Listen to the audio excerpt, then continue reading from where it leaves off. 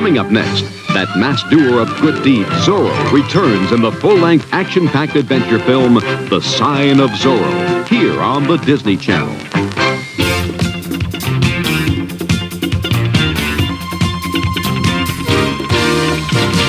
Welcome, one and all, to a very special guest choice episode of Escape from Walt Disney, the podcast where we review movies, TV shows, and short films available on Disney Plus, usually chosen completely at random. I am your host, Tony Goldmark. Joining us today in person is Charlie Callahan. What? I'm here. Nicholas Bogroff Ganssle. Yeah, where am I? And the guest choice guest of honor himself, David Ganssle. My back pocket was getting crowded. And like I said, this episode is a guest's choice episode. Be our guest. Choice. Be our guest. Choice. Put our service to the test. Choice. In which we temporarily bypass the randomizer and watch what one of my guests wants us to watch. In this case, at long last, the very awesome David Ganssle.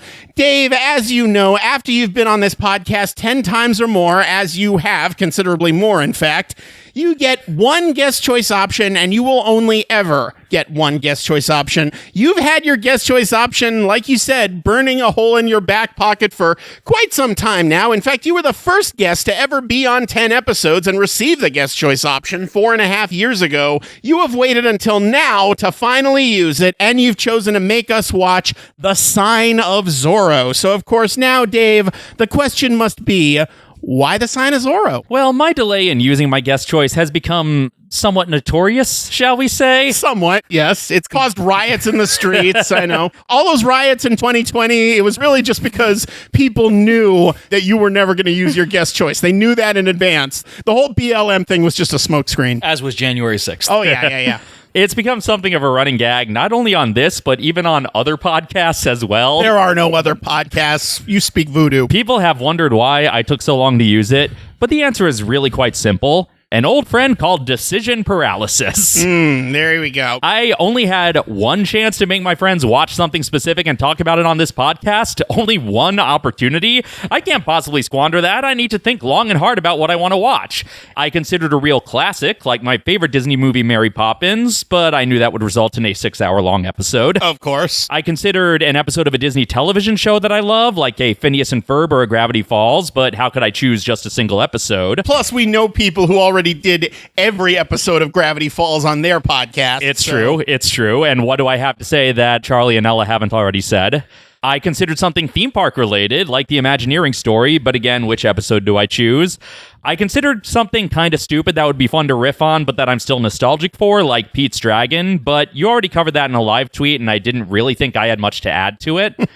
I considered something kind of stupid that's also theme park related, like Mouseketeers at Walt Disney World. See, that's what I thought your guest choice was going to be. If I had to put money on one title that I thought might be your guest choice, I also thought that would have been Charlie's guest choice. Maybe just subconsciously I really want to cover it. No, I really love Chevy Chase, damn it. I mean, it would be very on brand for both of us. But again, you covered it in a live tweet, and I've seen other people on YouTube riff on it, and I just didn't think I had more to say that hadn't already been said. So it took me a long time to figure out what I wanted to watch for my guest choice. And then I thought about the first guest choice episode, The Cat from Outer Space. Ah, yes. Morgan chose that because it was the movie her family tested Disney Plus out with. So I chose the movie my family tested Disney Plus out with, The Sign of Zorro. So you could have been doing this whole time. I could have gotten there This was much a earlier. launch day title. I could have gotten there much earlier. The day Disney Plus launched, this was the first thing we started watching, and we were about halfway through it when you arrived at my family's house, and the stupid randomizer made us watch Smart House and Meet the Beatles instead. That dastardly randomizer. Why do we even have it? So ultimately, this is a revenge plot against the randomizer. Oh, Pretty yes. much. But I had to lure it into a sense of complacency first. For 4.5 years. But it works out nicely because this actually is the intersection of every category I was considering.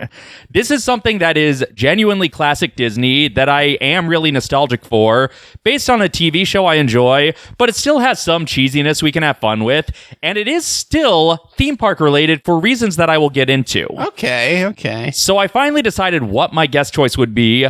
Then I only had to decide when to use it. So really, the question isn't why the Sign of Zorro. The question is, why now? The question is, when the hell the Sign of Zorro? Exactly. You're thinking fourth dimensionally. You disintegrated Einstein. It has been just over a decade since I've moved to California. Damn. Yeah, I know. Yep. Me too. Yeah, Nick's thinking about that. I moved a couple months before him. When I first moved here, lots of people asked if I do videos about the California parks the way I did about the Florida parks. And at first it was resistant because at the time, two of the people in this room were covering the parks quite thoroughly, and I did not feel I had much to add. For a while, anyway. Who am I? Then I figured out an angle for how I wanted to cover them, and that angle was the only way to make the idea of doing another theme park review series fun for myself. But unfortunately, that angle ended up making the project significantly more complicated than I expected. What? No, never. I know nothing about that happening to any of us.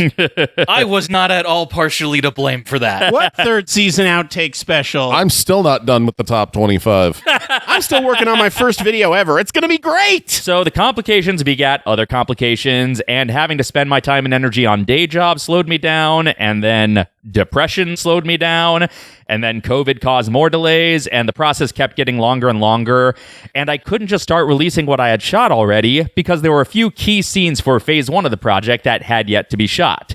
So to tide over the people who were waiting for me to do this, I started releasing segments from the project on Patreon every other week on Throw Forward Thursday. These clips were not necessarily the final cuts of these segments, but they weren't rough cuts. They were complete at the time versions of these sequences, and I kept doing that. So now, I am proud to announce that as of an hour and a half ago, we have wrapped filming on the final scenes needed for phase 1 of the Blitz California. Yay. There are still some scenes that need to be shot for later phases, but this means that rather than editing out of context scenes out of order, I can now buckle down and finalize phase 1 of the Blitz in order. I don't know how long that will take, but I do know that I am now suspending Throw Forward Thursday, and I am editing every episode of Phase 1 in order, and as soon as an episode is finished, it will be available on my Patreon in its final form. Then, as soon as the first episode of Phase 2 is complete, I will announce Phase 1's public release. So, yeah, the Blitz California is not necessarily coming soon, but it's a lot closer to coming soon than I've ever been able to announce before. And the reason I wanted to gather this group of people in particular is because everyone in this room has worked very hard on my self-indulgent nonsense to help me shoot this incredibly silly but incredibly elaborate project. And we're happy to do it, Dave. As long as you're happy to appear on my podcast dozens and dozens of times without using your guest choice. Of course, now I can't ever have you on the podcast again. No, you know that's how the it joke works, is right? over. Yeah, exactly. Exactly. I was only good for the running What gag. good are you? Yeah. What man could love you now? Also, every other Thursday for me is just ruined now. Thanks, Dave. And now Don't what? worry, I'm sure it won't be long before I start another overly ambitious project that I can tease Throw Forwards for. No, that's what the DCA retrospective is for. And to the degree which I am responsible for helping you overcomplicating it and encouraging you in your worst ambitions of, let's make it bigger. And me being like, yeah, let's make it 10 times bigger. Let's make it 100. I'm sorry. Because I knew at the end of the day, you know what? I'm not the one who has to edit this shit. I'm not the one who has to finalize this. So I can't wait to finally see your videos where you review how theme parks were 10 years ago. Exactly. The phrase, by the time this video is out, will be said a lot over the course of this series. It's a great drinking game. Let's just say that this series includes a long chunk on the DCA Tower of Terror. It includes an Aladdin riff. It includes a riff of Aladdin live at the Hyperion. Well, it's retro by now. Yeah. It's its own reboot. It's its own Force Awakens by this point. Did I tell you I calculated canonically the 2-day span that it can take place during? Because Yes. Knott's had already started doing Ghost Town Alive, but Aladdin hadn't quite closed yet. And we can go into more details on that when those episodes are out. So let's talk about your guest choice, The Sign of Zorro. Now, Zorro is kind of a blind spot for me. I know the basic concept behind it. I remember when I was a kid, the theme song to Zorro was on a sing-along songs video, and that theme song is an absolute banger. The masked avenger of early California, Zorro! Out of the night, when the full moon is bright, comes the horseman known as Zorro. But I've never actually seen any episodes of the TV series or Was this a compilation movie or was it a new movie? Much like last time Nick and I were on an episode together, this is a compilation movie of a TV series. That's right. Isn't that weird? To my knowledge, Zorro was never the level of phenomenon that Davy Crockett was, but it was still a massive success for Disney. And unlike Davy Crockett, it was a proper TV show. That is true. It wasn't just 5 standalone episodes of the weekly anthology series. It was actually a weekly television show. Never be okay with that. With like 39 episodes per season or something like that. Yes, indeed. I believe our introduction to Zorro when we were kids was that same sing-along video. It was either that or it was the animated Zorro TV show. Yes, Filmation briefly did a Zorro animated series in the 80s. As Don Diego, I pretend to be afraid. But with a mask as my disguise, I ride into the night and raise my sword in the name of justice.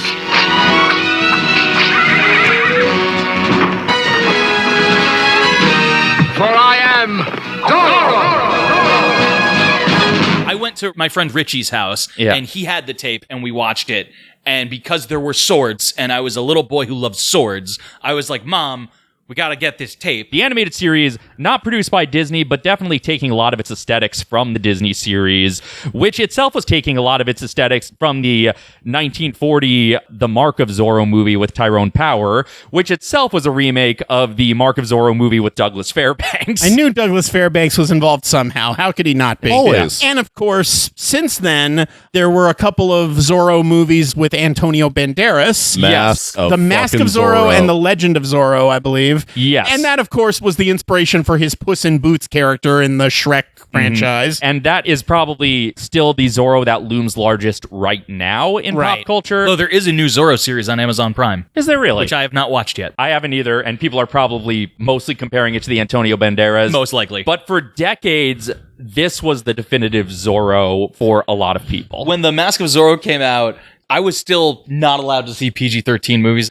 And so when we learned it was going to be PG-13... You were only 12. Well, my mom was like, I don't know, maybe I'll watch it, and if it's okay, we'll make an exception. Or maybe I'll boycott it. And I thought, those are polar opposite responses. It's a history lesson come to life. No, it isn't. It's totally inaccurate. Wait, here come the ninjas. That movie was coming out at the peak of our childhood hyperfixation, but we're not old enough to watch a Zorro movie that's coming out. That is a personal insult. And to be fair, that is a brutal PG-13. That is not like School of Rock The PG-13. fucking head in the jar alone. Like, we very much should not have been allowed to watch that. Now, if I'm not mistaken, this 50s version of Zorro was played by Guy Williams, pre-Lost in Space. About a decade pre-Lost in Space. By all accounts, he enjoyed his time on Zorro much more than he enjoyed his time on Lost in Space. Yeah, I could see that. You're on a My horse dad and I Zorro. watched the pilot of Lost in Space during a thunderstorm. And let me be clear, the thunderstorm really made it seem a lot better than it was. Because they were like in their ship in the water and a thunderstorm was happening. And we're like, so this scene's really good. This scene is compelling. Oh, the pain of it feels all. like we're gonna die. The only person who was having fun on Lost in Space was Jonathan Oh, Harris. absolutely. Now, correct me if I'm wrong, but Zorro was not a real person, was he? Correct. Zorro was a series of pulp novels by an author named Johnston McCulley.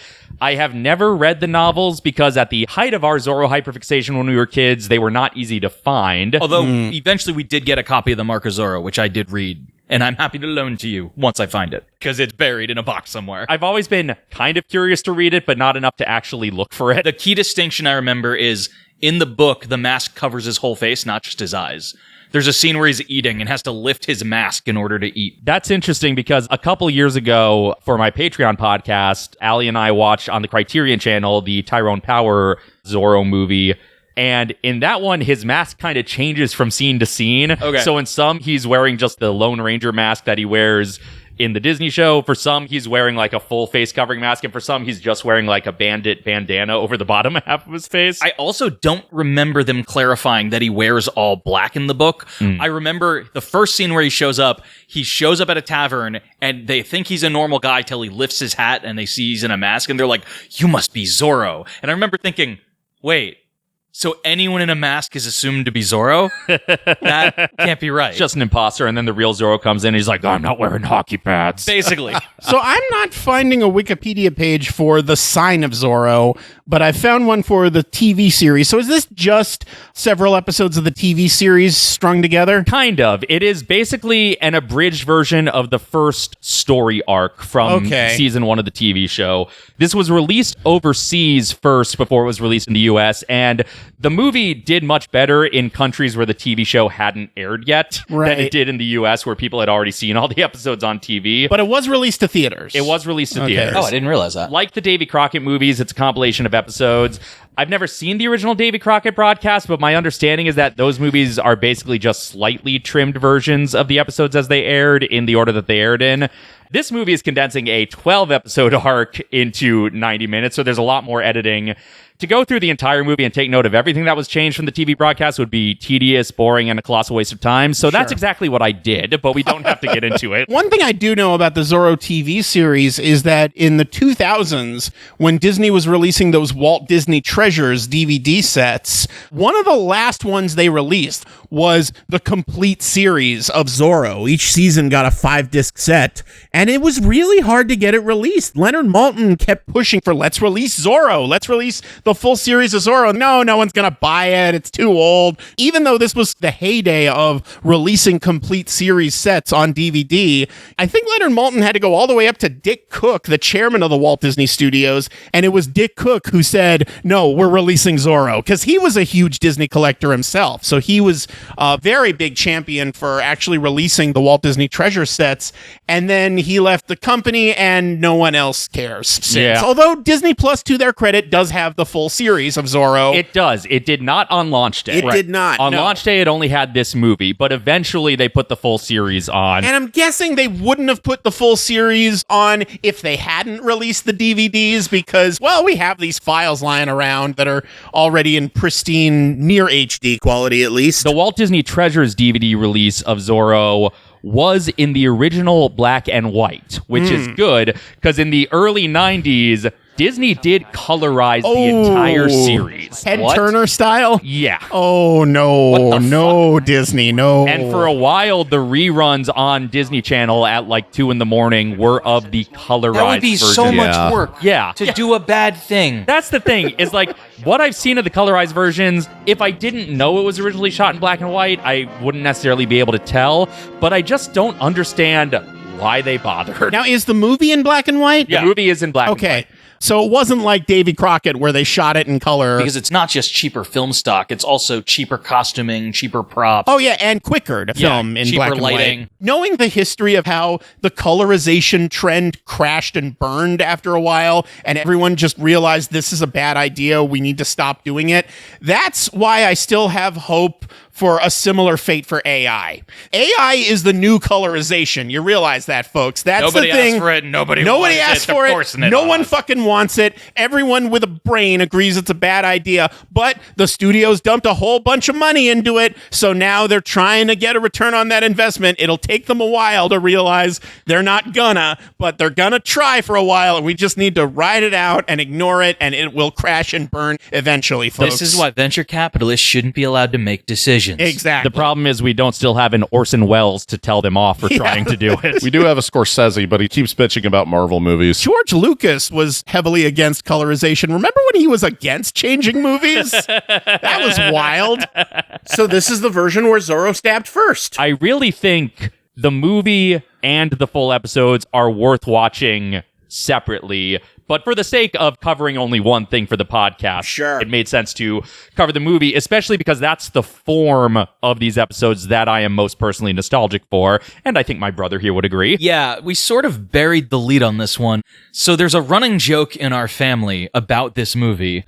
There were certain lines of dialogue that we had memorized phonetically, and then when we rewatched it as teenagers, we were like, holy shit, those are words. We were basically Peter Lorre in The Original Man Who Knew Too Much, just being fed lines phonetically by this movie. The most iconic one being, you're more a woman than you are a lawyer. What could go wrong? Those were just syllables to us. And then we're like, oh, wait, fuck. You are more a woman than you are a lawyer. You are more of an old woman than you are a lawyer. Those are words. He's expressing a thought. The fascist is being misogynist. Right. You'll see that because it's edited from TV episodes, they do their best to structure it like a movie. Right. But it basically starts when the series begins with the origin story and then ends when the first major villain of the series is defeated. And then there are one or two mini arcs within that. There are a couple of two-parters that end up taking about 15 minutes. There are a few moments where you're like, and that was the end of an episode, and this is the start of the next episode. It's not quite as clear a midpoint as it was with Davy Crockett and the River Pirates. We don't get a musical number that's like, and now moving on to the other half. It's very episodic because,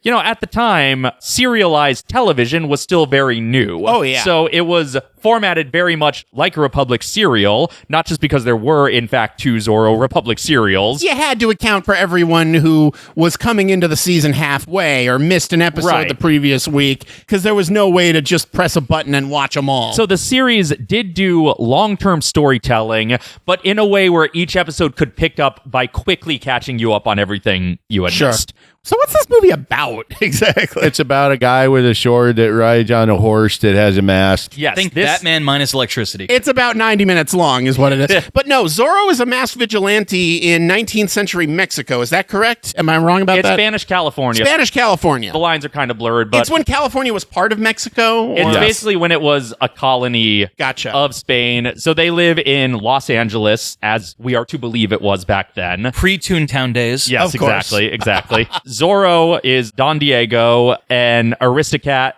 Not aristocrat. I always do that. Yeah. I've never once not done that. Well, in Shrek, he was an aristocrat. That's true. There you go. The third thing the randomizer made us watch that same day.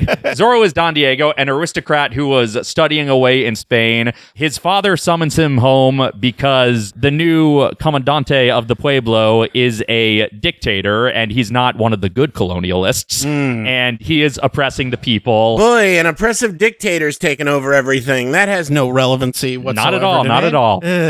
So Diego, in a proto-Bruce Wayne manner, affects this public Not persona... Wayne Manor. Not Wayne Manor. A proto-Bruce Wayne style. Right. Affects this public persona of being an ineffectual fop, and then sneaks through a secret passage into a cave to put on a disguise and fight crime and take down this dictator. Never heard of it. Yeah, exactly. Now, when are we going to get the prequel where the dictator is a Scorsesean anti-hero? The Cruella-esque Monasterio movie. I was thinking Ballad of Songbirds and Snakes, but you know. Zorro Episode 0. The funny thing about The Mask of Zorro is that in that one, Anthony Hopkins plays the older Diego who is passing the torch of Zorro. Hence, mask. In a sort of Batman Beyond sort of way.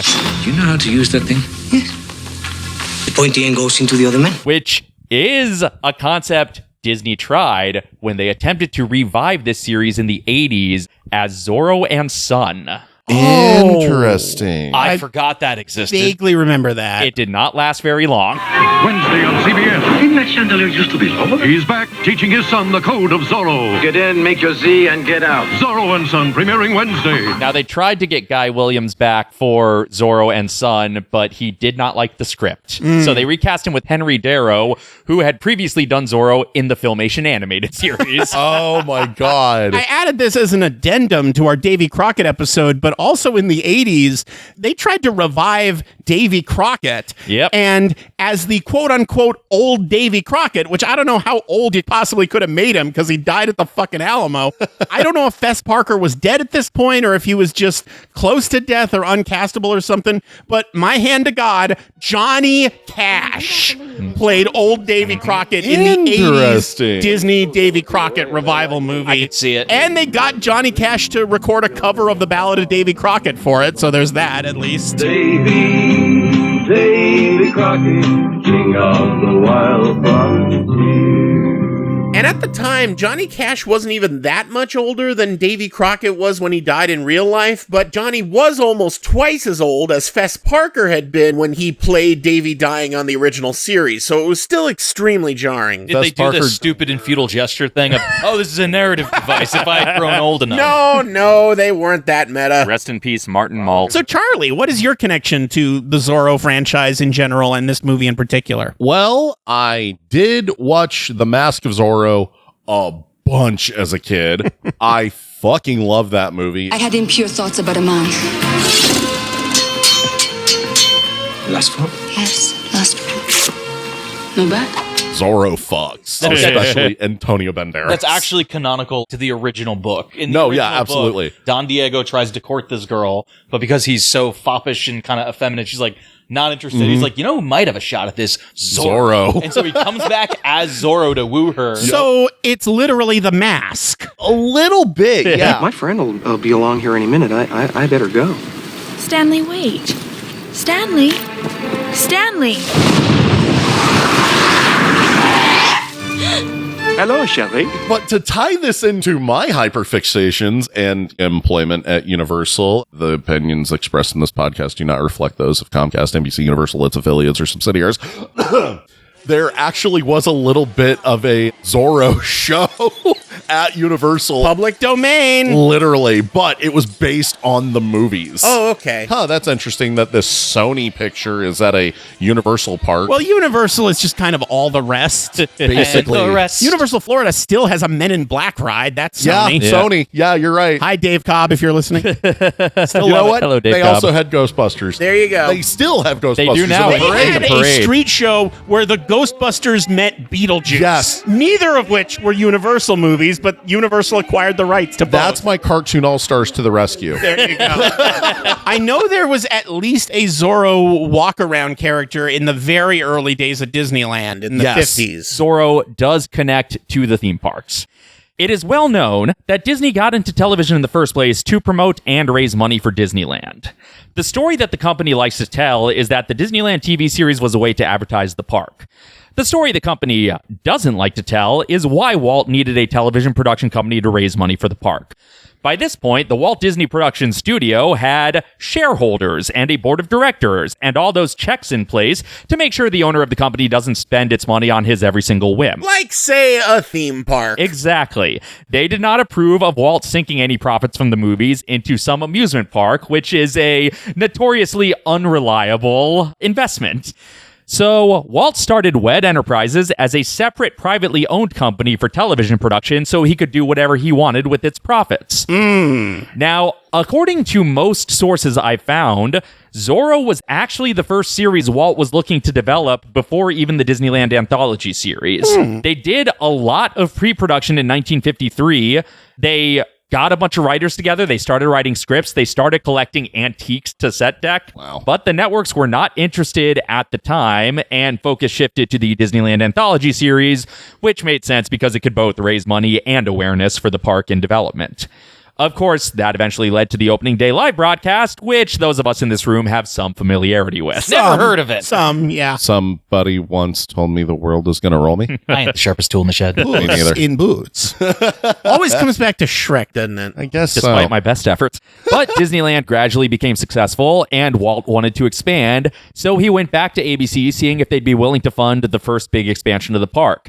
And they agreed to finance the expansion if he gave them another TV show, so Zorro was back on the table. Pre-production started up again, production started up, Zorro started airing in 1957, and it funded the Disneyland 59 expansion. So, Really? Wow. So we have this show to thank for the monorail and to blame for the Matterhorn and the submarines. Oh my Wow. God. Zorro ended up briefly having a presence in Disneyland as well. Not only was it walk-around characters, the actual cast of the TV show would occasionally make appearances in character in Damn. Disneyland Park. Oh my God. Yeah, you don't see that anymore. Yeah. You never saw fucking Robert Downey Jr. as Tony Stark in Avengers Campus. Exactly. When you go to Galaxy's Edge, you might see Daisy Ridley as a guest, but you're not seeing her playing Rey there. Right, exactly. Although there was the one time Tom Holland I was going to say was Spider-Man. yeah. And that one time Johnny Depp surprised people on Pirates. Yeah, but and we don't like to characters. think about that. Yeah, forget it. There were already too many Jack Sparrows on that ride. Yeah, One more exactly. was We an don't extra talk insult. about Sparrow. Row your boat. So yeah, the cast of the TV show occasionally did full in-character live shows in Frontierland. And you can find silent home movie footage of the shows on YouTube. Zorro starts on the rooftop of the Golden Horseshoe, and it culminates in Zorro and Monasterio dueling on top of the Mark Twain. Wait, Guy Williams as Zorro? Guy Williams. Do those stunts live in the park? Yeah. Holy shit, so much could go wrong. I know. So It's much could insane. go wrong. This is what happens when you've got someone as insane as Walt Disney making the decisions. Actors were considered more expendable back then. Damn it, that's our 5th Guy Williams this week, and it's only Tuesday. Why do you think they replaced Dick Sargent with Dick York? But yeah, stunt show on the roof of the Golden Horseshoe and on the top of the Mark Twain. So in a way, it was kind of a prototype for both Fantasmic and the Avengers Campus stunt shows. Hey, yes. But with the actual cast of the TV show doing imagine it. if they actually flung Tom Holland across that building in Avengers Campus. I'm sure he'd be down. And just hoped everything would go right. What Imagine I'm saying- Harrison Ford doing the indie stunt show. They couldn't even get Harrison Ford to do Indy's voice on the ride. What I'm saying is all of our What's the Attractions are going to suck compared to what they actually fucking did. Oh my God damn it, you're right. May as well just abandon that segment. But anyway, we'll get to we it. will double down, motherfucker. We always do. I could just recite the movie from memory before we watch it, and I'm sure help. Nick could too. You can recite it while we're watching it. Stupid, can't you even catch a chicken? I mean, that's something we used to do when we were kids, was play the movie along with the Yep. movie. There's That a was handful of movies I could do that with. UHF. Let me be clear, these were movies we hadn't seen yet. The first time we watch a movie, we'd act it out while watching it. Really? Okay. Real-time shadow casting. He jumped it, you can. I think I can, but my horse, he cannot. I could do this all day. I think I should let the two people in this room who don't have it memorized actually watch the movie before I Probably a reveal good any idea. more thoughts about it. There's gonna be a horse. Lies and slander. Okay, I'm sorry. There's going to be more than one horse. Well, Please enjoy this beautiful music, folks, and we will be right back with David Ganssle's guest choice, the 1958 TV compilation movie, The Sign of Zorro, right here on Escape from Vault Disney. Out of the night when the full moon is bright comes a horseman known as Zorro. See, I had the sing. Bold renegade. See, that's one of those things I didn't know was words. See, this I can recite with you because I had the sing-along songs tape. I did too, but I fast forwarded through it because I didn't like the Zorro song. I'm sorry. I like Friend Like Me more. Come on home. See what's waiting for you. Waiting for you. Okay, we just watched David Ganssle's guest choice, The Sign of Zorro. That was it? I know. That's the whole movie? I mean, normally on this show, I'm complaining that movies feel way longer than they are, and we're constantly checking how far are we along in it. Are we, an hour 10? Oh, we're 15 minutes into it. That's how it was on Charlie here's guest choice, Man of the House, certainly. That's how it is for a lot of DCOMs. This time it was just the opposite. When the movie ended, I would have put money on us only being maybe an hour into it. Tops. I was not expecting that the end title to come on. And it's partly because of the very awkward way this movie's structured, which we'll get into. But I was fully expecting another half hour at least of movie. And nope, that was it. It moves along at such a brisk clip that you don't even realize 90 minutes has passed. The ending, in multiple ways, leaves you wanting more, in part because it was just the end of a television episode. Very true. And very we were going to true. come back next week for more episodes of Zorro. But also, the actual elimination of Monasterio as a threat is so anticlimactic. Yeah. And it's even more anticlimactic at the end of the 12-episode arc than it is at the end of the 90-minute movie. And now there's one more episode where we have to get rid of the main bad guy. Yeah. All that stuff is clearly one extra episode. They get rid of Martinez, who I'm pretty sure the first time we hear his name is when Don Diego says, Martinez, the man who impersonated me? Well, in the movie, maybe there's some scenes in the TV show where they Quite reveal his possible. name earlier, but especially since Monasterio has just been such an irredeemable bastard the whole movie, you really want a huge ending for him. You want some epic sword fight, like on top of a moving train or something, where they both plummet to their deaths. You want a big action finale to finally get rid of that bad guy just because he's been been such an awful person the whole movie, and instead, just gets arrested. I mean, it is a nice fantasy to see a powerful bad guy get taken down by rule of law. Oh, yeah, that's true. Sure would be nice if that would happen occasionally in real life. As a child watching this, I really thought there were some real cinematic style set pieces in this. Watching it as an adult, I'm like, nope. These are this definitely is TV action. This is 1950s TV with the choreography and the lighting that goes with that. And the locations. Right, day for night shoot. But like that duel at the end, as a kid, I was like, oh, this is the epic big final duel. But as an adult, I'm like, yeah, they could shoot it with 6 people in a closed location. Of course, this is how they ended it. This is shot for shot how I remember it. Just as a kid, it felt much more epic. Well, when you were a kid, the Pirates of the Caribbean movies hadn't come out yet. The Lord of the Rings movies hadn't come out yet. So the definition of epic was a bit different, but even so, getting into the pacing of this thing, you can super tell that this was edited together from a bunch of TV episodes. At times, it almost plays like a clip show without the framing device. It plays like Charlie and I stuck up on the Ferris wheel. Hey, remember the time when remember that time my dad was on trial? Yeah, remember the time I threatened a judge's life? My dad got shot, but he got better. And it's so edited down to the fucking bone. It is hacked up so severely. There are these tiny scenes that are only like 2 lines of dialogue that you need for the exposition, but you can tell in the show that was a whole scene that they reduced down to those 2 lines, and you kind of lose something when you lose the whole scene. What was the line? It was, think you will find things greatly changed when you come back to Los Angeles. He's about to say something else. They cut him off in the middle of a thought. I am afraid you're going to find conditions quite changed when you reach Los Angeles.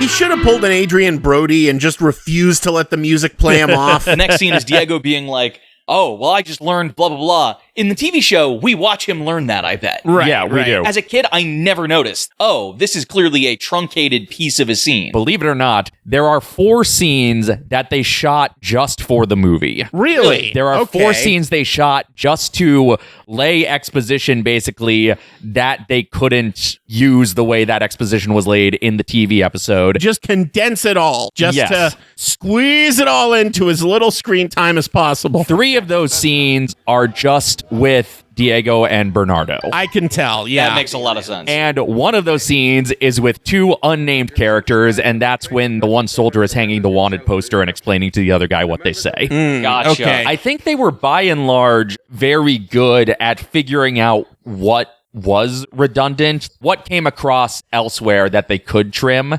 We were never completely lost as children any more than we were with any movie with grown-ups talking about stuff we don't understand. Sure. I gotta say, talking about how he's gonna find the conditions quite different when he arrives in Los Angeles, this is the weirdest episode of John Mulaney Presents Everybody's in L.A.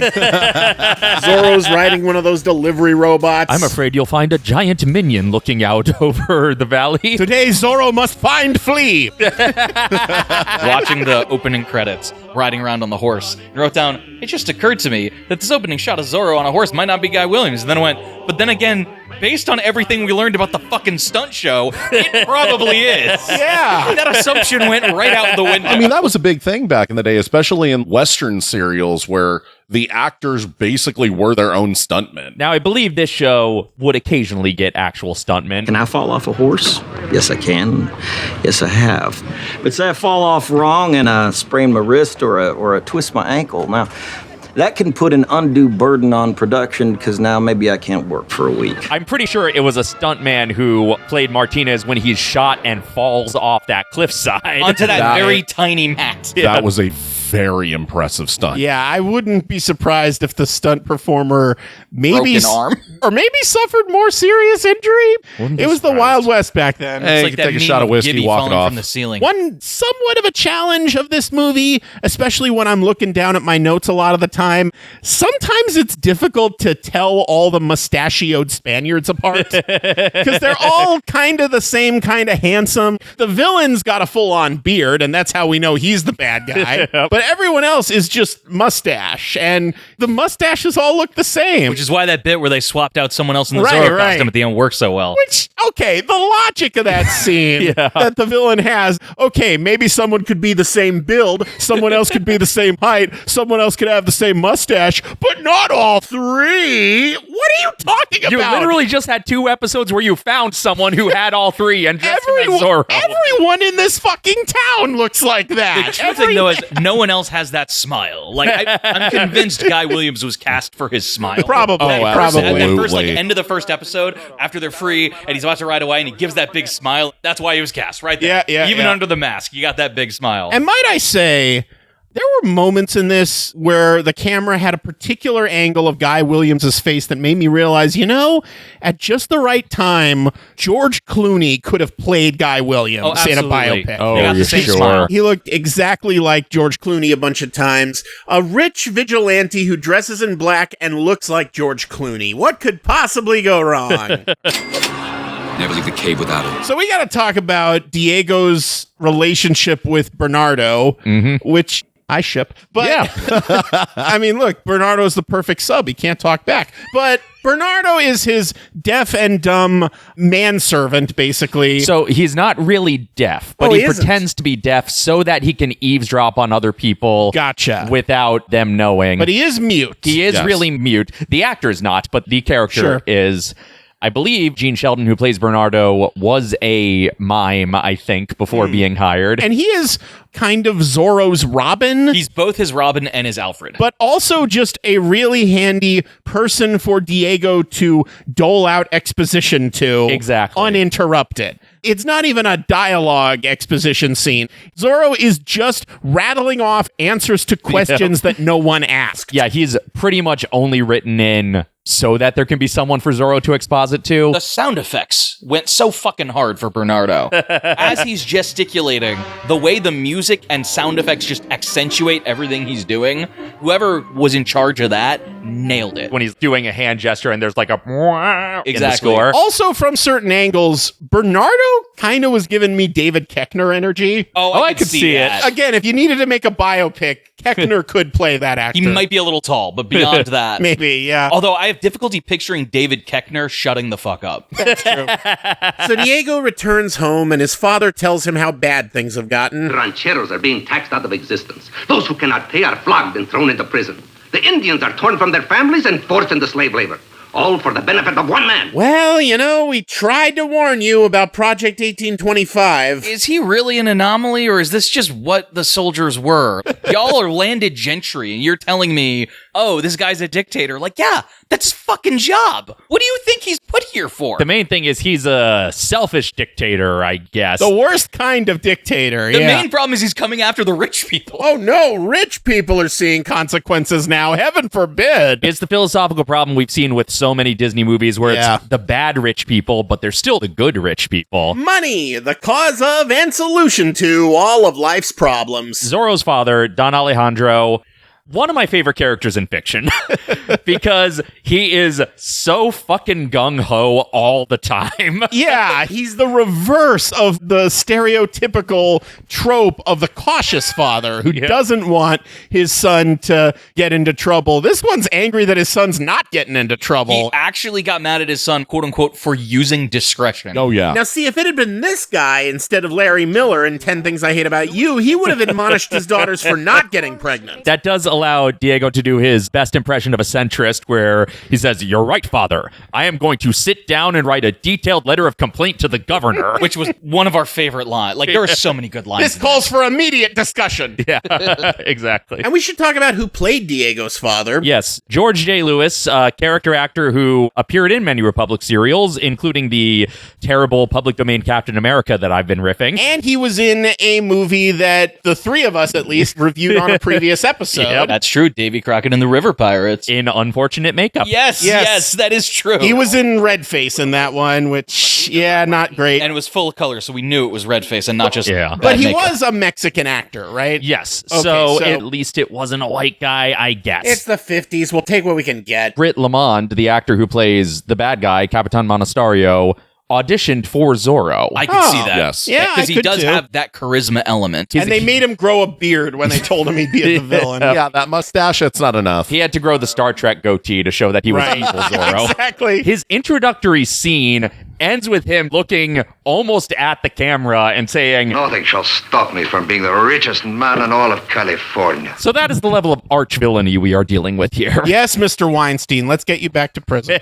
As a soldier, wouldn't he be less well off than the wealthy landowners he's taxing? We don't know his backstory. He probably was just a soldier who came up through the ranks and saw it as opportunity. There's a part of me that's like, oh yeah, richest man in California, automatic villain, yeah, fuck the billionaires. But I feel like the quote-unquote good guys are the wealthier people. Yeah, probably. And that's how they have the resources to do what they do. It's just like Batman. And this bad guy is kind of like a Spanish Californian Stalin, where the idea is he's going after these rich bourgeois capitalists who are destroying everything, but then he turns out to be way worse. As a Robin Hood story, it's less rob from the rich to give to the poor, and it's more stop the bad guys from getting in the way of the good rich people. Get your hands off my shit. Monasterio is actually oppressing people who do not deserve it. Less so in the movie, but more so in the TV series. You'll see him victimize very specific poor people that Zorro will stand up for, even though I don't know if Diego gives them any money. Yeah. Right. But again, then we're back to the Batman problem of, this is what you funnel your wealth into. It's like when everyone gets robbed at the inn, you misunderstand. I'm a poor man. Put your money in anyway. Then they're redistributing stuff, and it's like, hey, maybe let the poor guy grab a few things that weren't his at the beginning. Just a thought here. Is it really so important that everyone gets their own shit This back? is when we need Dennis Moore to come in. Nick, this can't be Robin Hood. That had a third act. So, like I said, this movie is really fast-paced in not always a good way, I gotta say. 13 minutes in, Diego decides he's gonna be Zorro and puts on the mask for the first time. 13 minutes. In a normal movie, that wouldn't happen until the 20-minute mark at earliest. Oh, yeah. Everything up to that point is just so fucking rushed. This movie's only 90 minutes long. Even back then, I feel like Walt could have gotten away with making this longer just to make some of these scenes breathe a bit more. Maybe this was specifically released as a B movie paired with something else or something, but Well, also, if it had that big overseas market, then it's possible that some of them have different requirements based around maximum screenings and stuff. could be, but I don't know. Ideally, I think this would have been a better movie if it had been allowed to stretch itself a bit more and not rush everything at the beginning, because it just feels like, wait, he's already putting the mask on? What's happening? He also just declares, from now on, I shall be Zorro the Fox, with no further explanation of what that means. Well, that's what's great about having a deaf and dumb servant is he can't say, sorry, unpack that a little. Is Zorro Spanish for fox? Yes. Okay, speaking of Robin Hood. I will be Fox the Fox. I will be Fox the Zorro. Zorro and the Hound. And then I'll be owned by Fox, and then Disney will buy Fox. I will be the Fox What? in socks on a box. Now, Fox did make the Tyrone Power Zorro movie, so technically Disney owns that too. Oh, jeez. Yeah. I'm sorry, I'm still stuck on this. Obviously, in real life, these characters would have been speaking Spanish all the time. So he's just literally saying, I will be Fox the Fox. Yeah. Hi, I'm Foxy the Network Fox, inviting you to join me for a wonderful Fox program brought to you in full-fledged Foxorama. Or he's just breaking the fourth wall and translating for the audience, I Sure, guess. I guess. Who cares? Zorro the Fox. And that goes along for you at home as well. So should we talk about the fat guard? Sergeant Garcia. Sergeant Garcia. The comic relief of this movie, because he's fat. I didn't realize how snarky he was as a kid. Yeah. Some of those lines that I just didn't pick up on, like, wow, that was a really insubordinate thing to say. I feel like it's more the writer being snarky and Garcia just being dumb. No, or I think you're right. Or maybe Garcia's smarter than he looks and he's the real Fox. For most of it, he's bumbling, but occasionally he'll get in a snide comment at the Commandante. He's either legitimately dumb or he's trolling him. Yeah. I would believe either one. I was specifically thinking about when the Viceroy is coming. I want a joyous reception for the Viceroy. Joyous, Capitan? We have only happy people in Los Angeles. Quickly, you have very little time. Si, Capitan. In fact, we were about a year too late. He has a couple of snarky one-liners in there, but mostly he's the bumbling comic relief. He's very much the Lou Costello of the Yes, show. exactly. That kind of energy. When Monasterio is yelling at him, they're very Abbott and Costello. A lot of what gets cut from the episodes is extended comic relief sequences with him. In episodes that follow this, where Garcia is acting Commandante, he gets another corporal to yell at, and then it becomes much more of a Laurel and Hardy dynamic, which is interesting to me because Henry Calvin, who plays Garcia, later appeared on a Dick Van Dyke Show episode as an old friend of Rob's where they do a Laurel and Hardy impersonation act together. I think I saw that. Yeah, I remember the episode where Dick Van Dyke plays Stan Laurel in a stage thing. Well, this is another fine mess you've gotten me into. Better than Steve Coogan and John C. Reilly, I'll tell you that. Henry Calvin and Gene Sheldon, who plays Bernardo, also were later in Disney's Babes in Toyland. Oh, okay. As bumbling henchmen to the villain in that. Those guys. It's been so long since I've seen Babes in Toyland, but I remember those guys. Incidentally, my personal favorite Sergeant Garcia-ism is I have instructed each man not to move until all the others have moved first. That is a banger of a line. It's one of the only pure comic relief moments they leave in the movie, and I'm glad it's there. So in the second half of the pilot episode, which gets worked into the rest of, I guess, Act 1 of this movie, the bad guy arrests a guy named Nacho Torres and sentenced him to hang. Nacho Torres, who is simply described as the most patriotic man in all of Los Angeles. Oh, he's a good friend of mine. You can't hang him. We don't get any real backstory. Maybe we did in the original pilot. Not much more. Not much. Okay, I kind of figured, honestly. Yeah. He's the self-insert character for the screenwriter. Wanted to make sure everyone knew he was a really great guy. And the bad Wanted guys... his family to also be taken hostage. And the bad guy's plan was to Shawshank him. To basically tell him he was free and then just fucking shoot him and say, oh, he was trying to escape. And it was better done in Shawshank. When they're first fake freeing Nacho Torres and Zorro comes in to actually rescue him, Zorro has one of the accidentally funniest lines in the movie where he says, Senor Torres, I do not trust this lawyer. That's kind of like these white men are dangerous territory. So when Nacho Torres gets busted out by Zorro, the bad guy, I forget his name. I'm just going to call him the bad guy. Sure. His retaliation is to arrest Torres's wife and daughters, I guess. And his aide is telling him, people won't stand for this. Those townspeople out there may be peons, but they're still Californians with a deep respect for California womanhood. They wish they all could be California girls. They're unforgettable. There's also, I think, 3 episodes cut between Torres escaping and his wife and daughter being captured. Okay. Because there was a whole subplot that didn't make it into the movie where he's seeking refuge in the mission that the fake Zorro would later rob. So not only is there a Robin Hood in this, there's a Friar Tuck. Exactly. And I guess Garcia would be the vultures. Is the safety on old Betsy? You bet it is, Sheriff. That's what I'm afraid of. So obviously all the swordplay in this show/movie, I don't know what to refer to this thing as. In this clip show. In this clip show, very Douglas Fairbanks inspired, obviously. Yes. We talk about people doing throwback movies today. Something that's kind of under-discussed about Walt Disney's, certainly live-action movies, is they were pretty much all throwbacks to silent movies he grew up on, especially swashbuckling movies like this that are basically just big homages to Douglas Fairbanks. And then later on, there were things like The Mask of Zorro, of course, but also the Pirates of the Caribbean movies, which were more sort of throwbacks to this kind of stuff. Oh, yeah. So it's just people endlessly copying each other. Even the ride Pirates of the Caribbean draws from this show a little bit. Yeah, Sergeant Garcia reminded me so much of the mayor being drowned in the well. There's a scene where Zorro literally forces him into a well. Yes. Right. No, por favor, no. It's appropriate because that banger of a theme song here was composed by George Bruns. That's right, yeah. Zorro, Zorro, the fox so cunning and free. Hey!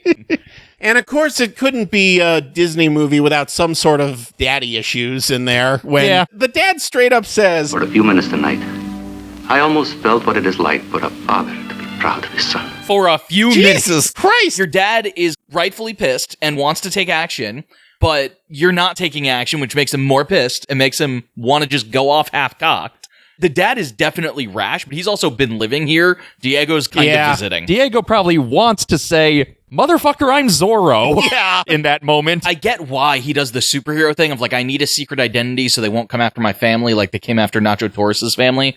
But there's also that element of maybe if y'all just collaborated. Well, spoiler alert for the rest of the series, but that comes up in season 2.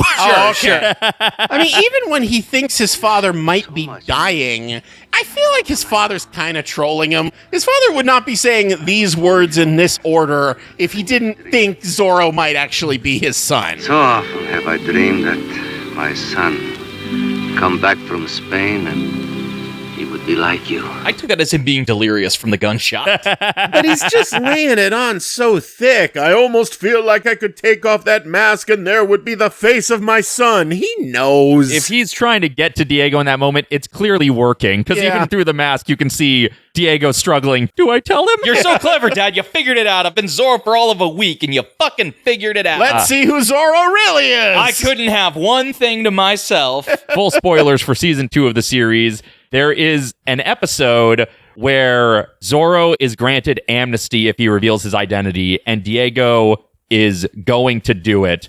But then he's held captive by a mysterious masked man in his own hideout and misses the window of amnesty. So he fights this masked man, takes off the mask, and it's his father stopping him from giving up the Zorro lifestyle. When he asks his father, "How did you know?" he just says, "I've known for a long time." So he knew when he thought he was dying. I remember that episode. That was on one of the VHS compilation tapes that we Honestly, rented. if I was his dad, I'd be pissed that Zorro didn't reveal himself when he thought he might be dying. If there's a moment to reveal your secret identity to someone, it's then.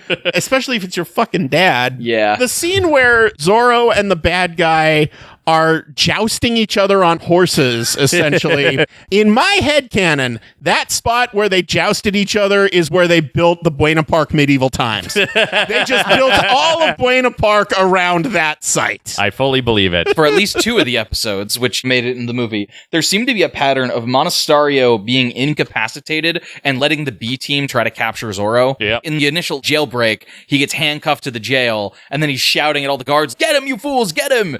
And they obviously fail. And then with the jousting, he like gets the lance through the coat, and then he's like, "Go after him, you fools, go after him!" I feel like that might have just been the pattern of the show. There's something going on. There's a one-on-one with Monasterio. We get him out of there, and then boom. I think early on it was very much the formula. Now, I don't know why Zorro can't just kill him. I know in the early exposition scene, Diego tells Bernardo, we can't just take the direct approach. When dealing with a powerful enemy, we must play another game. So as Diego, he can't just kill him. There's no reason Zorro can't just kill the I hadn't fucker, thought right? about that. I guess the meta reason is the Batman reason. He's the good guy. He can't kill. It's because it's a kid's show. But the canon reason, I guess, fuck. Yeah. Why can't he just kill him? It's never stated that Zorro doesn't kill people. Tools of the oppressor? I don't know. That's where a bit of the fake Diego centrism gets into the real Zorro's mentality, I guess. I'm going to have to process that one. I hadn't thought about that. After the wounded Alejandro is under the protection of the guards who are with Nacho Torres, and then Monasterio chases Zorro one last time, then the bit where Zorro jumps over that chasm is actually taken from a completely different chase scene in a completely different episode. You know, I'm not surprised. Which is why Garcia is suddenly there, even though he wasn't in the rest of the scenes leading up to it. I've never noticed that. Interesting. He jumped it, you can. I think I can, but my horse, he cannot. In the actual episode where Alejandro is wounded, Garcia is in the De La Vega home, keeping guard over Diego, who has managed to sneak away as Zorro while being under Garcia's guard. Wait. Let me make sure I've got this straight. Someone outsmarted Garcia? I know. It's unheard of. He seems so on it. I mean, there's got to be some reason they haven't fired him by now, right? Because he's the most competent of the soldiers. Of course. For all the things that have aged weirdly about this show's relationship with the good guys and the bad guys and the fascism versus the good rich people, the one thing that has aged incredibly well is the reminder that fascists can be totally fucking incompetent but still be threatening. Yeah. It's true. Yeah, unfortunately true. Oh, hang on. Sergeant Garcia just added me to a group chat. We're bombing Yemen tomorrow. As a kid, I did not understand the degrees to which Monasterio just wasn't great at this. Yeah, because he speaks so eloquently. Right, and he's controlling so much of what's happening, but a lot of his plans were just not well thought out enough. Just fucking dumb. And you never know how much of that is because it's 50s children's television writing, right, and how much is because he, the character, is an idiot,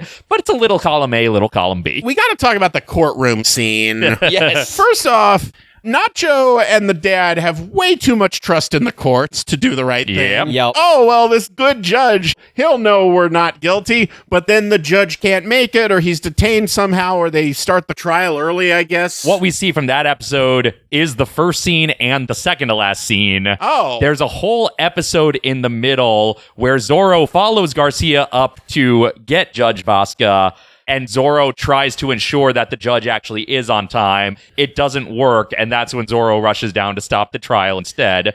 Judge Vasca is off camera in the movie, but he's on camera in the episode, played by Sebastian Cabot, who Disney fans best know as either Bagheera or the Winnie the Pooh narrator. Of course, yeah, sweet. and he was the voice of Sir Ector in The Sword and the Stone, and he was Pip in the famous Twilight Zone episode, Nice Place to Visit, and he was in The Time Machine. Yeah, great character actor, Sebastian Cabot. So when Judge Vasca can't make it, they replace him with Judge Pena, who's not a judge. Yeah. It's a wonder that he could make it, because I figured he and Bailiff Collada would get caught in the rain.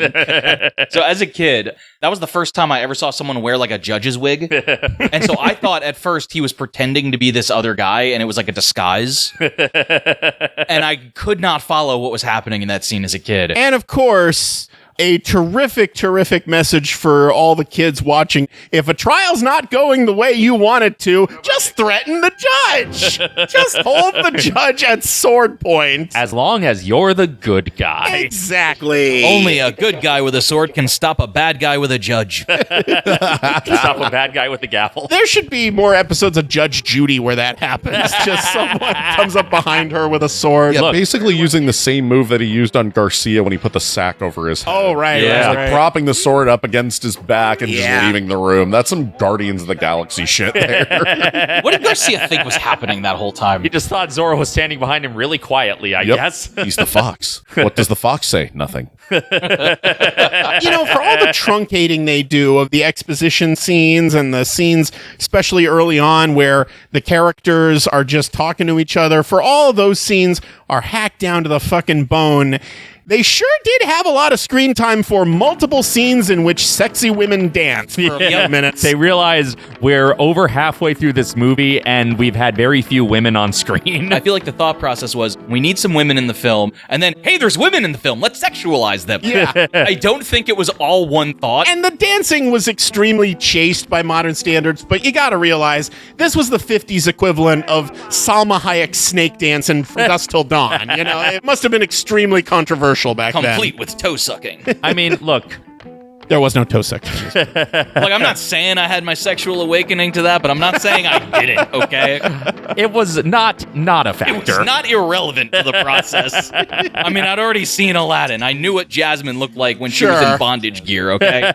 And then there's the scene which seems to be divorced from the main story, but it ends up making sense because this is where we first meet Martinez. But it's these two guys fighting over this dancing girl, basically come at me hermanoing each other. Yep. And of course, typical guys whipping their swords out and fighting each other to the death. One of them fucking dies. Yep. And the bad guy recruits Martinez and lets him get out of jail free if he uses his sword skill to disguise himself as Zorro and pretend to be evil so that people lose faith in Zorro. Pretty much. You idiot, you hired his stunt double. His non-union Spanish Californian replacement. We meet Martinez killing someone because that guy was flirting with the girl he was interested in. But then when Martinez and Monasterio are hatching their plans, they are flirting way more than he was flirting with the dancer. He didn't even flirt with her. It was more in his head, I think he was intending to, like, buy her later. Yeah. I very much think he thought she was like a prostitute. I have money, I'm gonna buy her later. But that was like him reaching for something. Whereas when he realized Monasterio was interested, well, fuck, I'm not gonna say no. You're throwing me this energy, I'll mirror it back to you. When in reality, it is you who are that friend, eh? They're discussing their false flag plans. Martinez is going to dress as Zorro and rob some people. And Martinez asks, shall I Cut off an ear or two. calm down? Senor Blonde? I'm gonna torture you, because I think it's funny. I'm what I like to call an extroverted Van Gogh. My favorite line during the scene where he's robbing people, never mind the musicians, they never have money. I did not get that Some line as a shit kid. never changes, man. It was one of those lines as a kid that my dad laughed at, and I'm like, I don't know what's funny about that. I forgot how joyous it was to watch Bernardo move that ladder. I forgot until watching it how much it sparked my soul to watch that bit of mischief happen, because Bernardo just is giggling. Ooh, I did one over on him. Yeah, you flummoxed him. He had no idea what the fuck to do at that Especially point. because it's right after Garcia helped Zorro thinking he's Martinez disguised as Zorro. Yo. And as Zorro's exiting onto the balcony, he makes this grand hand gesture that made me think, you will always remember this as the day you almost caught Captain Jack Zorro. Many buckles were swashed. The one subplot that as an adult I'm like, no, that wasn't me not understanding that as a kid. That really kind of doesn't make sense.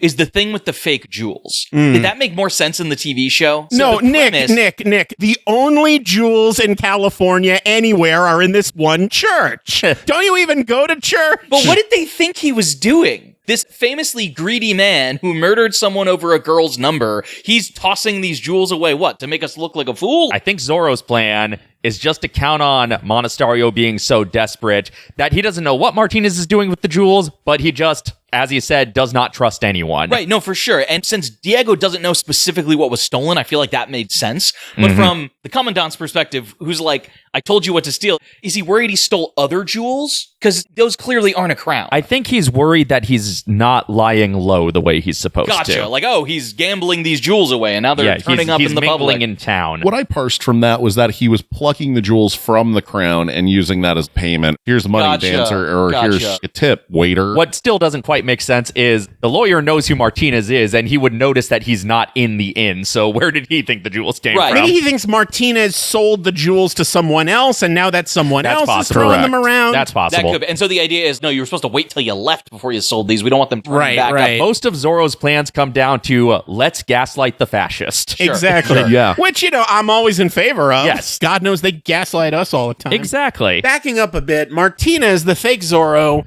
robs some jewels from a church and gets caught by the church's guard, I guess. Now, they don't get into it in the movie cut, but in the TV episode, it is clear Martinez fucking killed that guy. Yeah, because it's a little ambiguous. In fairness, he also fucking killed that other guy earlier. Yeah. So we Yeah. already knew he had it in him. Yeah. But yeah, a lot of murder on this children's show, and that's probably meta-wise the reason Zorro can't just kill Monasterio is because the bad guys are killing The people. whole thing with the fake jewels. He says, I picked them up in Spain. They're not the best imitations, but they'll serve our purpose.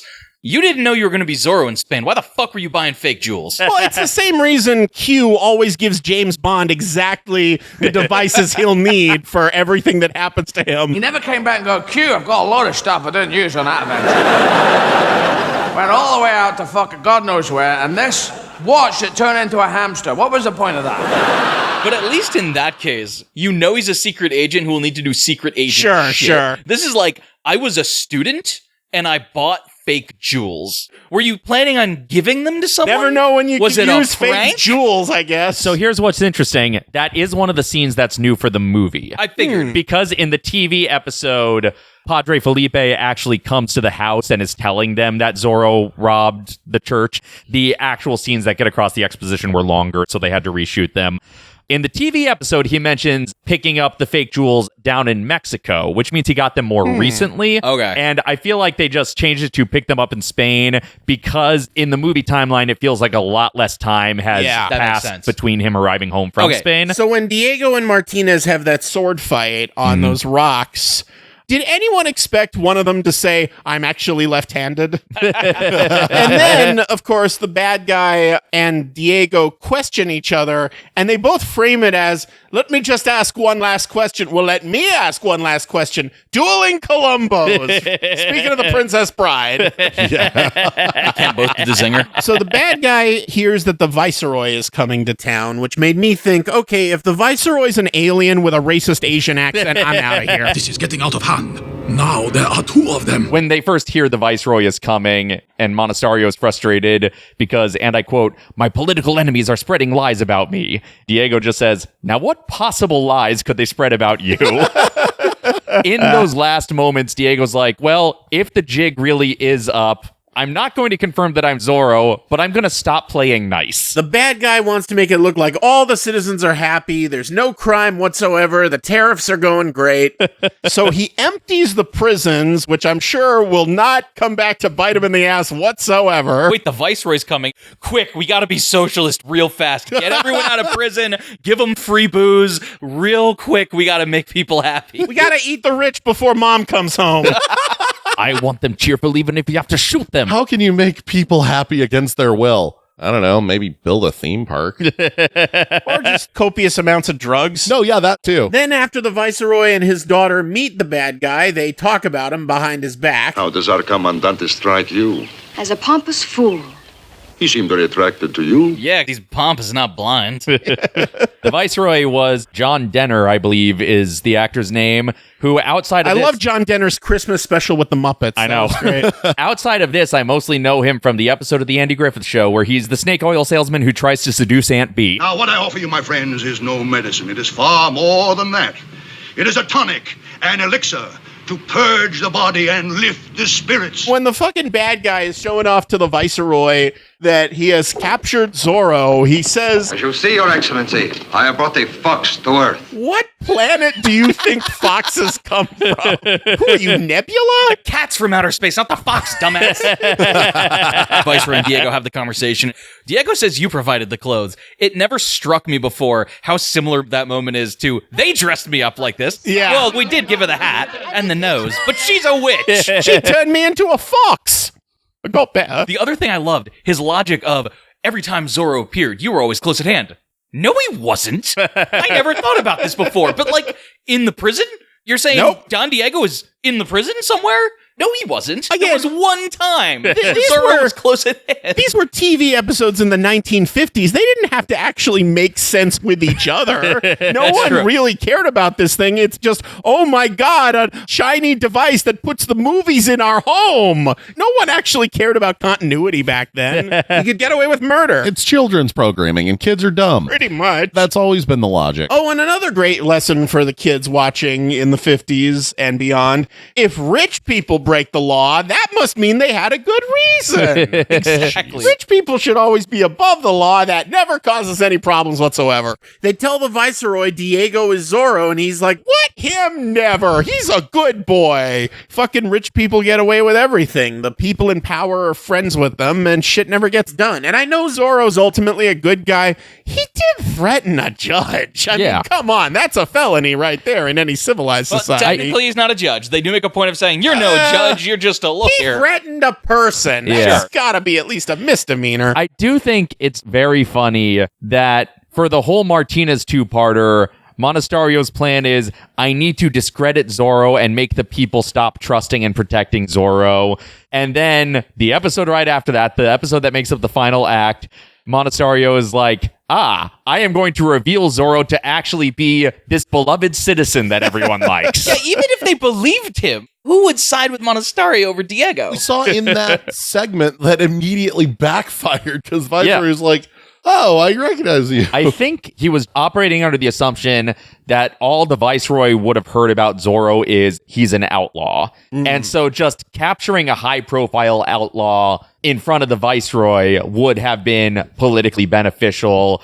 And again, he didn't know that the Viceroy knew Diego personally. Sure. But still, unmasking him in front of the rest of the town was a weird move. Yeah. And also, after he does expose Zorro, what's he going to do next with his life? Try to figure out who Banksy is? I mean, He's going to marry the Viceroy's daughter and become a colonel. So in order to trick the bad guy, it's actually pretty brilliant. They put a random soldier in the Zorro costume and say, so are you absolutely sure that this is Diego? And yes, I'm absolutely sure. And then, of course, Diego pops up from under the bar. We gotcha.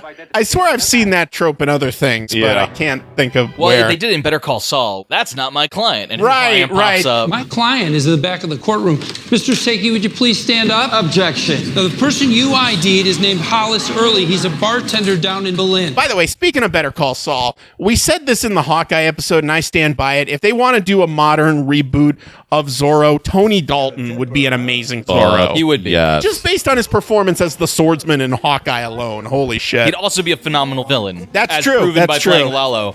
but he's got that smile. He's got that Guy Williams smile. Oh, yes, where I feel like he could pull it off. It is kind of bold that the last 2 episodes of this arc do not have Diego fighting in the Zorro costume at all. It's true. Yeah. The last actual Zorro sword fight we see is when he fights the imposter. That's another problem with the climax of this movie. You want the villain to be defeated in a big action set piece, and you want Diego by Zorro. Yes, you want Diego dressed as fucking Zorro. God damn it! Instead, the stakes of the last episode showcase here are just don't find out that I'm Zorro. I mean, is this what John Peters was going for when he told Kevin Smith not to put Superman in the suit? In defense of how they did it, the way I saw it as a kid was the stakes were, now I'm in a position where I'm not allowed to fight back and I might die. Because when he's Zorro, there's no concern that he's going to lose a fight. But as Don Diego, he can't reveal the fact that he's a good fencer. That's true. And so the conflict is, this motherfucker might kill me. It's like in Happy Gilmore when he can't do the big swings anymore because he throws out his back and so he has to rely on his putting.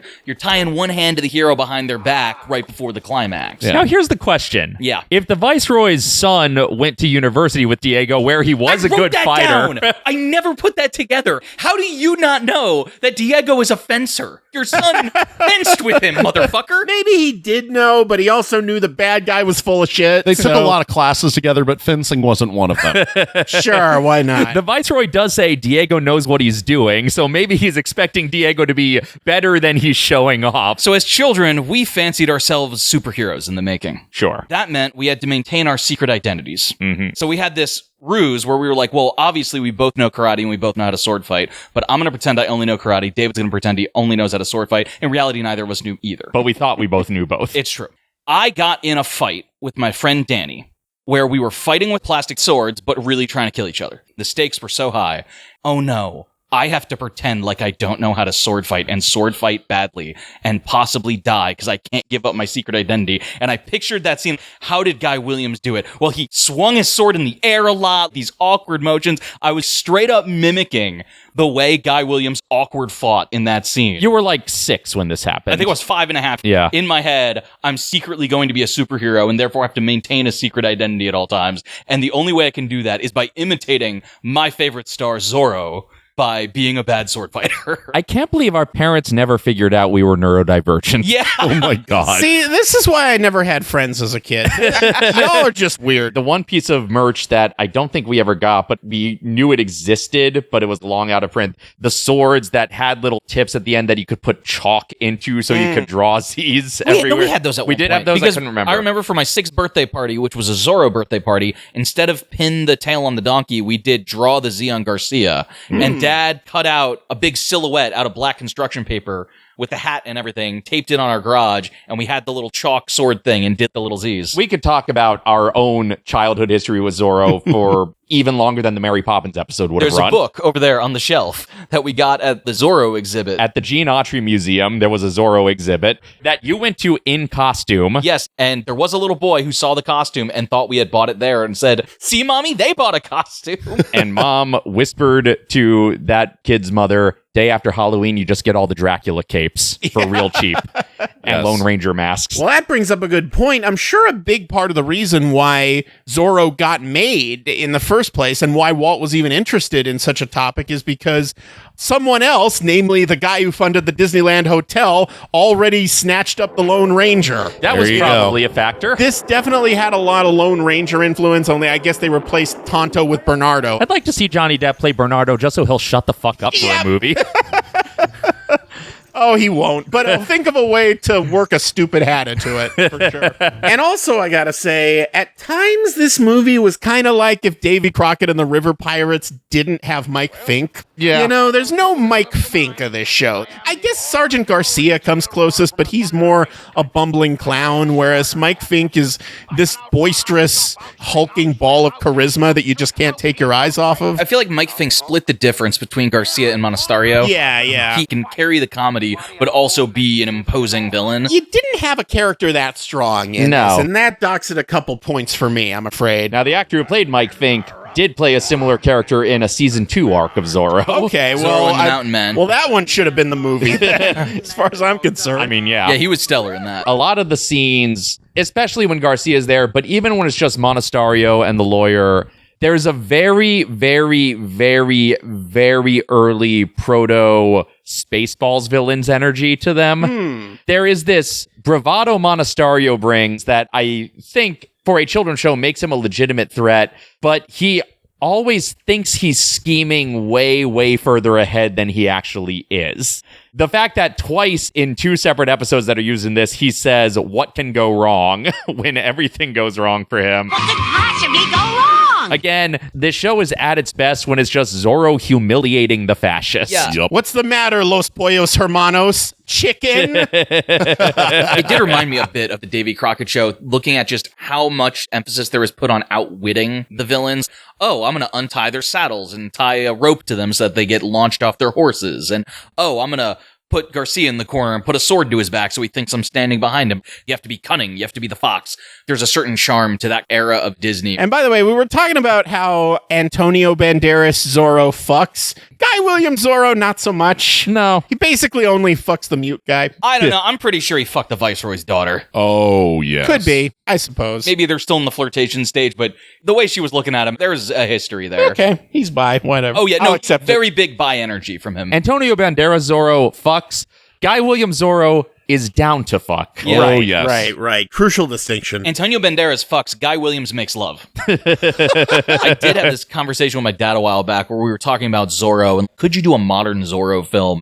Is it really specifically tied to this time and place? And I realized, well, no, it is tied to a time and place because if you did it modern, he'd be Batman. The original Batman was watching Zorro when his parents were killed. Yeah. Batman is literally just a remake of Zorro with technology because he's a wealthy guy who decides I'm going to dress in black, take on the affectation of an animal, and at night, I'm going to use violence against criminals. You can't set it in the modern day because there's no excuse for using a sword as opposed to like technology and stuff. Well, yeah, then it's just Unless the Green you want Hornet. a sort of Mad Max combined with steampunk You could do it in the aesthetic. future, like a Yeah. post-apocalyptic. That might have been post-apocalyptic Zorro. That might have been done. I'm not sure.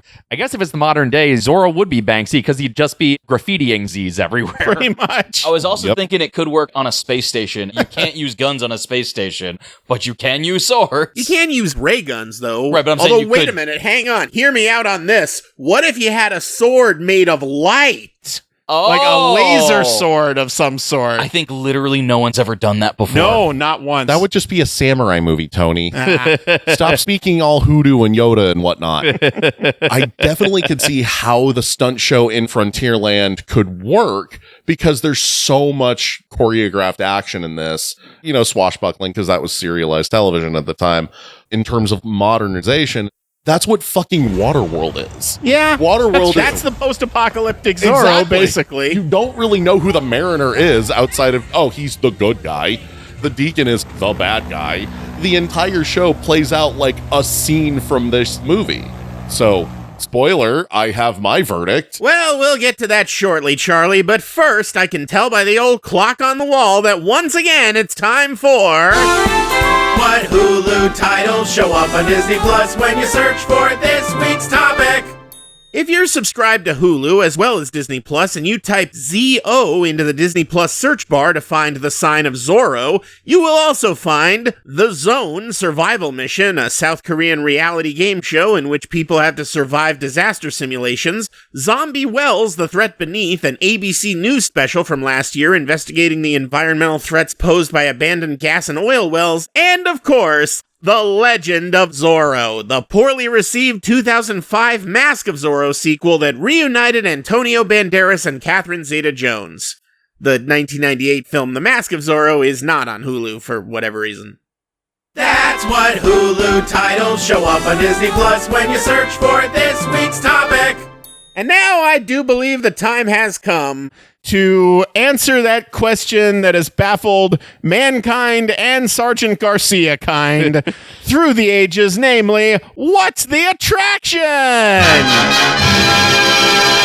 We talked in the preconceptions about the Zorro representation that used to be at Disneyland way back in the 1950s when they actually made the cast of the show perform live stunt shows at the park. But other than that, there's been very little Zorro at the parks over the years. But of course, now that David Ganssle has finally made it his guest choice, and this will be the most listened to episode of the podcast, and of course, The Sign of Zorro will be the most watched title on Disney Plus, because everyone's going to want to watch it to prepare for this podcast, because this show's so fucking popular. It is going to be the most watched title on Disney Plus. Disney's going to have to work The Sign of Zorro into the parks somehow. How are they going to do it, Charlie? Well, in the Westward Ho Trading Company, they're going to stop selling pens and start selling fake-ass looking gems. Don't they already do that? Don't they have one of those things where you just scoop out a bunch of That's fake-ass the gems? mercantile. I said Westward Ho, Tony. Okay. I didn't Big spend an difference. I entire get it. video listing everything that's in Frontierland. My sincerest apologies. Will they say made in Spain and or Mexico on them? No, probably just Spain. And they won't even be Zorro branded. They're just Catholic branded. Nick. So it's actually a new form of dynamic pricing they're going to introduce. Much like Ghost Town Alive, there are going to be people cosplaying as the new Commandante who comes into town and starts arresting random guests. Throw them in prison, and unless you're willing to pay the quote-unquote fine, you will not get your children back. Yeah, it's kind of how real prison works, so points for authenticity. Dave. For all the parts of the history of California that California Adventure covers, there's very little from the era depicted in this movie.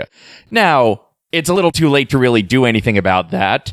So instead, they're just going to retroactively incorporate this movie into the MCU and have Zorro and Avengers Campus. Yeah, you don't know this didn't take place in the MCU. It was 1820. Yeah, exactly. And now that the sacred timeline has been hopped around a little bit, we can actually have characters jump back to this era. Well, unfortunately, you're all wrong. Damn it, I wanted a fake diamond. What they are going to do is build another mountain right next to Grizzly Peak, because of course you got to build this in DCA because California.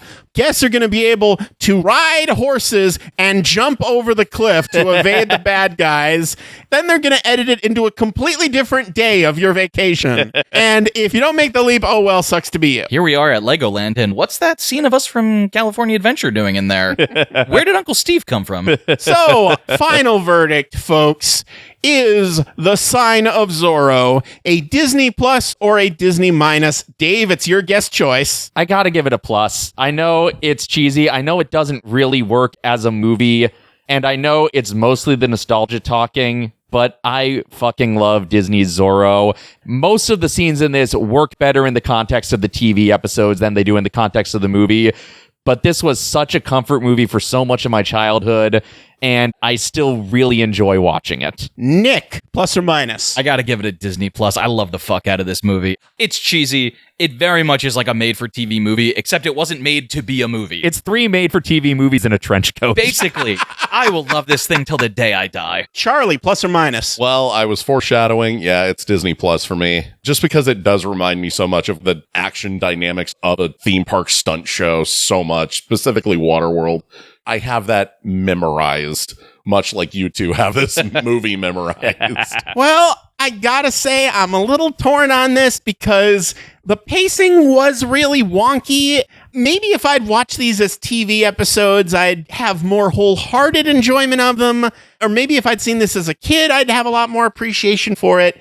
That's why I'm torn, but you know what? Ultimately, I think it's unanimous. I'm giving this a Disney Plus. If some of y'all had given this a Disney minus, maybe I would have too. But this certainly does not deserve to be the new Gus or Return to Oz, where I'm the odd man out and the only one giving it a Disney minus. It's better than those two. I'll give it that. So, you know what? Fine. Moderate Disney Plus for me. It's enough that you're giving it a milder Disney Plus than the enthusiastic Disney Plus we're giving it. It's Disney Plus graded on a curve. Oh, yeah. Who's got stuff to plug? Oh, you mean advertise? Nope, not me. Well, as always, you can find me at Theme Snark on YouTube and all the socials, Blue Sky, Instagram, TikTok, if I ever get around to using those in any capacity. Plus, I just released a video on my YouTube channel about theme park attractions at home. You know, in case you don't want to go to theme parks, which, why? No, I get it. They're expensive. So stuff like the Back to the Future The Ride special feature on the DVD and the entirety of Shrek 4D on DVD and anything else in that capacity. Well, I mentioned it in the preconceptions. The whole reason I'm doing my guest choice now is to announce that the Blitz Travafornia is not necessarily coming very soon to the public YouTube channel, but it is well underway and coming very soon to Patreon at the very least. I gathered these people here because they are all heavily involved. Tony and Charlie have rather substantial on-camera roles and have also helped out a lot behind the scenes.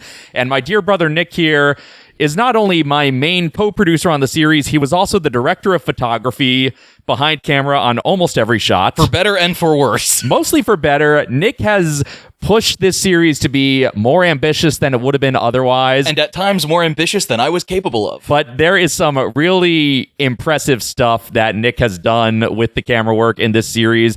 I've been working on this for so long, and I'm so excited for you all to finally see it. So to see it before everyone else, go to patreon.com/Doggans, Doggans, at a $2 pledge. I will be releasing episodes as soon as they are done. The Patreon cuts of the episode will be the final cuts. No other changes will be made between them and the public releases from this point forward.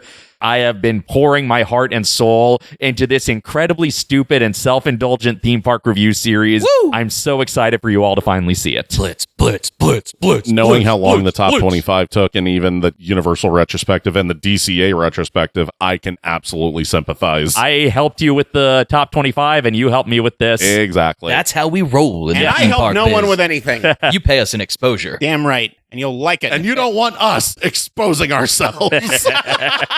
So yeah, Blitz Travafornia, at long last, coming soon-ish. Soon? Soon, with a question mark. And as always, you can follow me on Blue Sky at tonygoldmark.bsky.social and on Twitter at tonygoldmark. And you can also follow this show on Blue Sky at vaultdisneypod.bsky.social and on Twitter at EFVDpodcast. I've also got a Facebook fan group you can join called Some Jerk with a Fan Club, and I've got a YouTube channel, youtube.com/TonyGoldmark, where you can find all 3 seasons of my web series from the 2010s, Some Jerk with a Camera, along with a bunch of other videos about movies and theme parks, and even a few scant episodes of this very podcast. You can find every episode of this podcast at pipedreampodcast.com, as well as all the usual outlets like Audible, Apple Podcasts, and Podbean. If you like what you've been hearing and you'd like to help us out, please subscribe, please leave a review, please give us 5 stars, please share with your friends and enemies. All that stuff helps us get discovered by the almighty algorithm. If you'd like to help us out even more, you can donate to my Patreon, patreon.com/TonyGoldmark,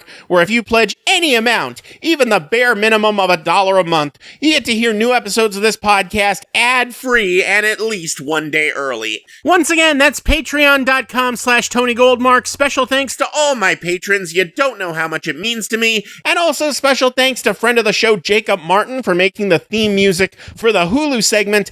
And a very special thanks to you, my very good friend, David Ganssle, for finally choosing the Sign of Zorro as your guest choice. It was worth the wait. I'm glad you enjoyed it more than Man of the House. So, Dave, you still have a guest choice option in your... Sorry, force of habit. Actually, speaking of guest choice, I now have a very important question for our very good friend, Mr. Nicholas Bogroff Ganssle.